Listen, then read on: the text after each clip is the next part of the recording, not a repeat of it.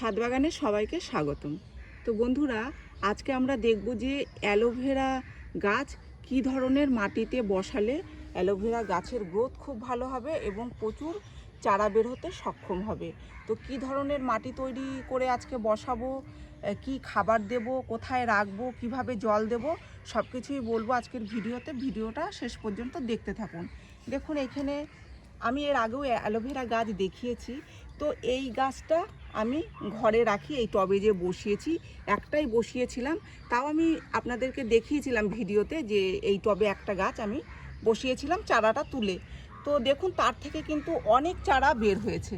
এই যে, তো এই চারাগুলো বের হয়েছে। তো আমি কি ধরনের মাটিতে এই গাছ বসিয়ে থাকি, কি খাবার দিই, সেটাই আজকে ভিডিওতে বলবো। আর আরেকটা যে বসিয়েছিলাম প্যাকেটে, এই দেখুন, এই প্যাকেটেও কিন্তু অসংখ্য চারা বের হয়েছে, এমনকি প্যাকেট ছিঁড়ে যাচ্ছে চারার জন্য। তো সেই কারণে আমি এই প্যাকেট থেকে একটা টবে গাছ বসাবো। এই দেখুন চারা কিভাবে বের হচ্ছে, এই দেখুন, শুধু চারাই আর চারা দেখা যাচ্ছে। তো আমি এখানে একটা টব নিয়েছি, টবের সাইজটা হচ্ছে 7 ইঞ্চি। আমাদের টবে প্রথমেই যেটা দিতে হবে সেটা হচ্ছে টব ভাঙার টুকরো এইভাবে আমরা দিয়ে দেবো। তা না হলে কিন্তু এর থেকে জলের সাথে যে জল দেব গাছে, তার সাথে মাটি, বালি, সার যাই থাকবে সব কিন্তু বের হয়ে যাবে। তো এইভাবে দিয়ে তারপরে কিছুটা মাটির মিশ্রণ এইভাবে দিয়ে দিতে হবে। এখানে যে আমি মাটির মিশ্রণটা তৈরি করেছি, এতে আছে 2 ভাগ মাটি, অর্ধেক ভাগ বালি, অর্ধেক ভাগ জৈব সার। আপনারা যে কোনো জৈব সার দিতে পারেন। আমি এখানে 1 বছরের পুরনো গোবরের সার দিয়েছি। কিছুটা ফাঙ্গিসাইড পাউডার মিশানো আছে, অর্ধেক চামচ মতন ফাঙ্গিসাইড পাউডার মিশানো আছে।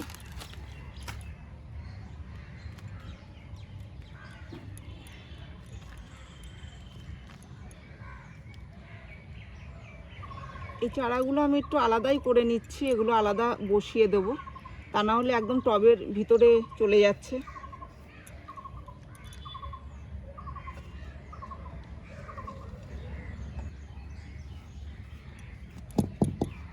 এবার এতে জল দিয়ে দেবো। দেখুন, প্রথম দিন একটু বেশি করেই জল দিতে হবে, তারপরে যখন দেখব মাটি শুকিয়ে গেছে তখনই জল দেব।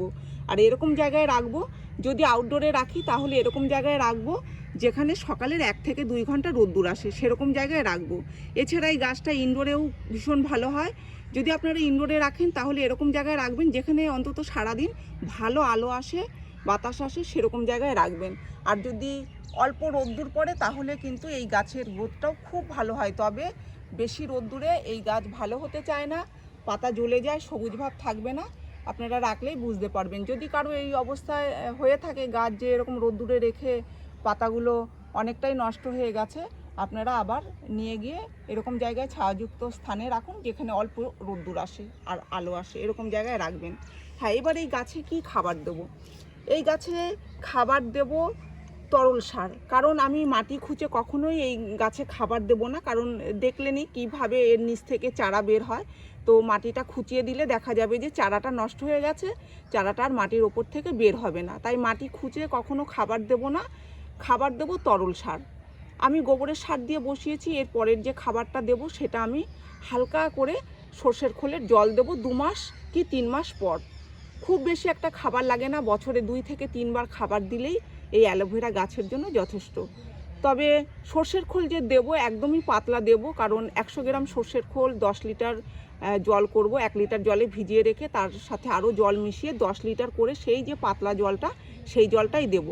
মাঝে মাঝে কলার খোসা ভিজিয়েও আমি জল দিয়ে থাকি, আবার গোবরের সার ভিজিয়েও জল দিয়ে থাকি। এইভাবে খাবার দিলে ঘুরিয়ে ফিরিয়ে খাবার দিতে হবে, তাহলে গাছের গ্রোথ ভালো হবে। গোবর সার দিয়ে বসালাম, এর পরের খাবার দেব সর্ষের খোল ভিজানো জল, তারপরের খাবার দেব কলার খোসা ভিজানো জল। যদি 3 মাস পরেও দিই, 4 মাস পরেও দিই, যখনই দেব এরকম ঘুরিয়ে ফিরিয়ে দেব। তারপরে দেব আবার গোবর সার ভিজিয়ে সেই জলটা। তো এইভাবে যদি আপনারা গাছের একটু মেনটেন করতে পারেন, দেখেন যে কিভাবে আপনাদের এই অ্যালোভেরা গাছ টব ভর্তি হয়ে যাচ্ছে, গাছ মোটা হচ্ছে আর গাছ সুন্দর সবুজ সতেজ থাকছে। তো এই ছিল আজকের ভিডিও। ভিডিওটি আমি এখানেই শেষ করছি। যদি ভিডিও ভালো লেগে থাকে তাহলে একটি লাইক করবেন, কমেন্ট করে জানাবেন আর চ্যানেলটিকে সাবস্ক্রাইব করবেন। আপনারা গাছ লাগান, ভালো থাকুন, সুস্থ থাকুন। দেখা হবে পরের ভিডিওতে।